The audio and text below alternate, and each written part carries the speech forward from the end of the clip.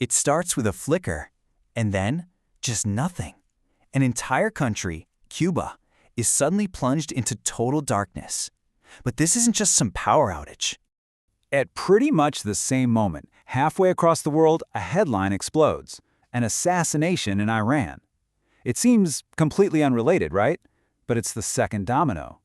And then, the shockwave from that assassination hits home. A top U.S. official resigns, and he claims the entire conflict was built on a lie. A blackout, an assassination, a resignation. These are not just random headlines. Something is breaking. You can feel it. A crack is forming in the global system, and it's happening everywhere all at once. Look, these aren't separate stories. They are all symptoms of a single silent shift. And right now, we're going to connect the dots. Every massive crack has to start somewhere. It starts with the trigger point, an explosion that sends fractures racing through the entire system. And right now, that trigger is the shadow war between Israel and Iran, which has just erupted out into the open.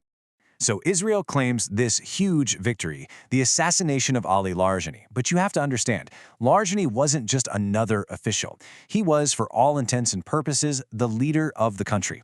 He was the key negotiator on the nuclear deal and maybe one of the last pragmatic voices in the entire regime. Taking him off the board, that doesn't create a vacuum. It hands all the power to the most extreme hardliners. And just as that external pressure is ratcheting up, the first major crack appears on the inside. A guy named Joe Kent, a top U.S. counterterrorism official, he just resigns. And his reason is a bombshell. The whole war started not because of some imminent threat, but because of external pressure.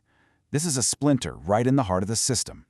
But this chaos, this destabilization, this wasn't an accident. You got to understand, this wasn't some kind of miscalculation. In fact, sources say that U.S. intelligence actually warned the White House that this exact scenario, a more entrenched, more hardline Iran, was the most likely outcome. So what does that mean? It means the result wasn't an accident. It was an acceptable, maybe even an intended consequence of a very deliberate choice. But here's the thing, this pressure isn't just being applied with missiles and drones. The exact same strategy is being used economically, pushing another nation to the absolute brink of total collapse. It's this wild contrast. On one side, you have the rhetoric of power. On the other, the devastating reality on the ground. While former President Trump is talking about taking Cuba, the nation is literally experiencing a total collapse of its power grid, which is sparking the largest protest they've seen in decades. And what's driving this collapse? Well, according to Cuba's own government, this is the number of fuel shipments their aging, strained power grid has received in the last 3 months. 0. So here's the crucial point, right? You take a decades-long embargo, you amplify it with new, intense sanctions that completely cut off oil and aid, and what you get is a humanitarian crisis.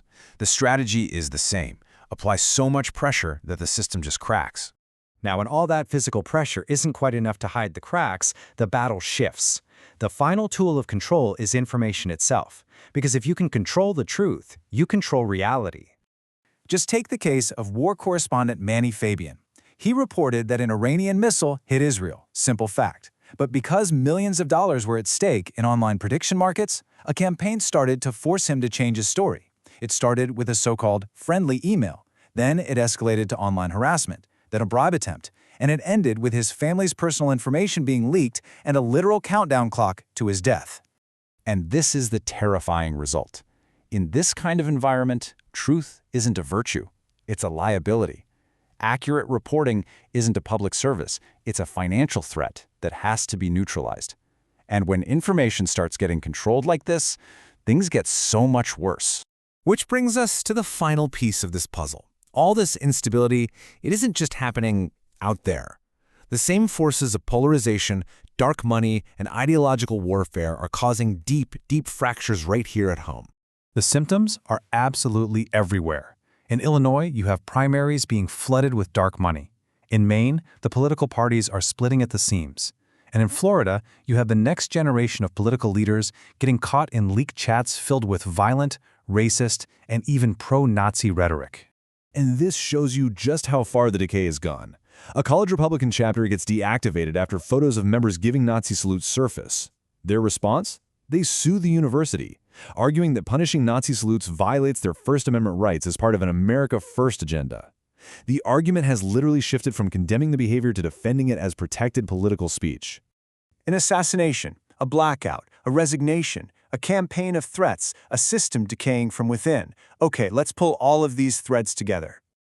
This is not a series of unrelated crises.